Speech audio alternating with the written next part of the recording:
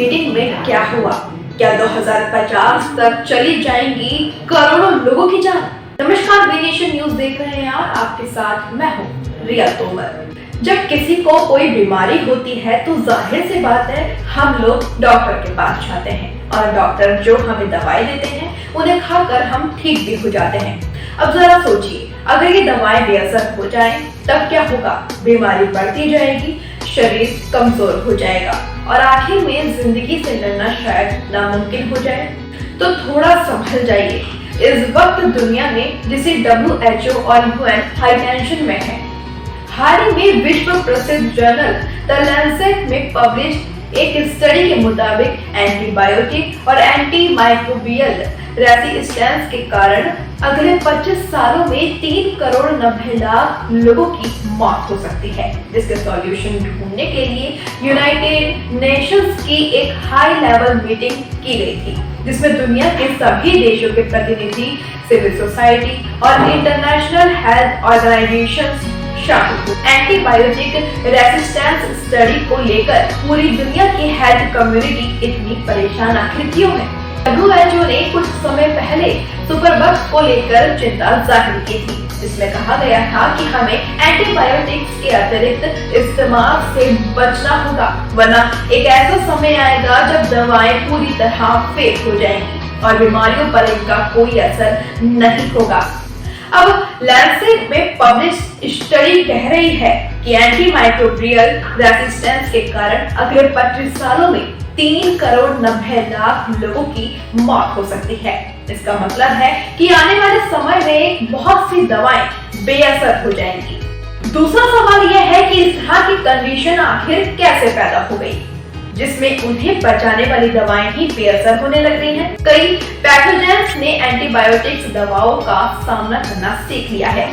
अब इन पर दवाओं का कोई असर नहीं पड़ता, इसलिए पहले जिन बीमारियों में ये दवाएं तुरंत असर दिखाती थी, अब पैथोजेंस के एंटीमाइक्रोबियल रेजिस्टेंट हो जाने से बेअसर हैं। अब सबसे बड़ा सवाल यह है कि एंटीमाइक्रोबियल रेजिस्टेंस इतना बड़ा खतरा क्यों है? जिसका जवाब है आने वाले वक्त में ऐसे सुपरबग्स यानी ऐसे पैथोजेंस की संख्या बढ़ती जाएगी जिन पर सभी दवाएं बेअसर होंगी। ऐसे में इंसानों के लिए इनका सामना करना मुश्किल हो जाएगा। कई सामान्य बीमारियां भी मौत का कारण बनने लगेगी।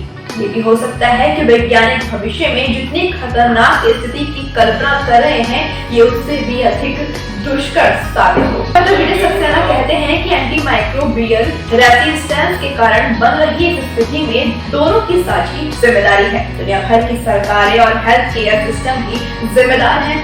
दिक्कत यह है कि आज गली गली में झोला छाप डॉक्टर हर मार है, जिनके पास कोई प्रॉपर एजुकेशन और मेडिकल डिग्री नहीं है। गरीबी इतनी ज्यादा है कि ऐसे डॉक्टरों के पास जाने वाले लोगों की संख्या भी बहुत ज्यादा है। यही वजह है कि बहुत ज्यादा मात्रा में और बहुत ज्यादा पोटेंसी वाली एंटीबायोटिक और एंटीमाइक्रोबियल दवाएं दी जा रही हैं। हेल्थ केयर सिस्टम इतना महंगा है कि लोग डॉक्टर के लंबे खर्च से बचने के लिए भी सीधे मेडिकल स्टोर से दवाएं खरीद कर खा लेते हैं।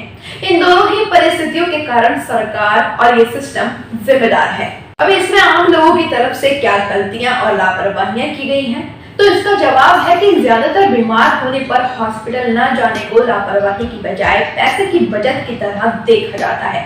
खुद से गूगल करके या मेडिकल स्टोर जाकर दवाई खरीद कर लोग खा लेते हैं। इन्हीं छोटी छोटी लापरवाहियों का नतीजा आज हमारे सामने इस तरह से आया है। डॉक्टर विजय सक्सेना बताते हैं कि हमारे देश में सबसे बड़ा संकट इस वक्त ये है कि दवाइयां बनाने वाली कंपनियों को लेकर कोई प्रॉपर स्ट्रक्चर और सिस्टम नहीं है।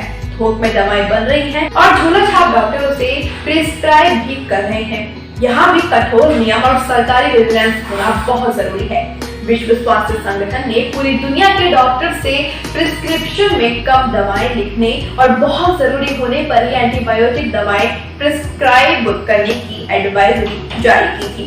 इसी साल जून में ICMR ने भी कहा था कि भारत में डॉक्टर्स हर दूसरे पेशेंट को गलत प्रिस्क्रिप्शन लिख रहे हैं।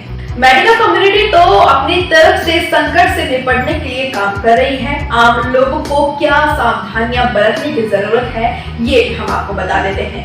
थोड़े से सर्दी जुकाम में तुरंत मेडिकल स्टोर जाकर दवा लेने की बजाय हमें आराम करना चाहिए। एंटीबायोटिक दवाएं डॉक्टर की सलाह के बिना कभी भी नहीं खानी चाहिए। दवाओं के भरोसे रहने के बजाय अच्छी सेहत और मजबूत इम्यूनिटी पर ध्यान देना चाहिए। अच्छी और बैलेंस्ड डाइट और हेल्दी स्टाइल उसके बेहतर विकल्प बन सकते हैं। ऐसे ही अपडेट्स को जानने के लिए जुड़े रहिए वी नेशन न्यूज के साथ।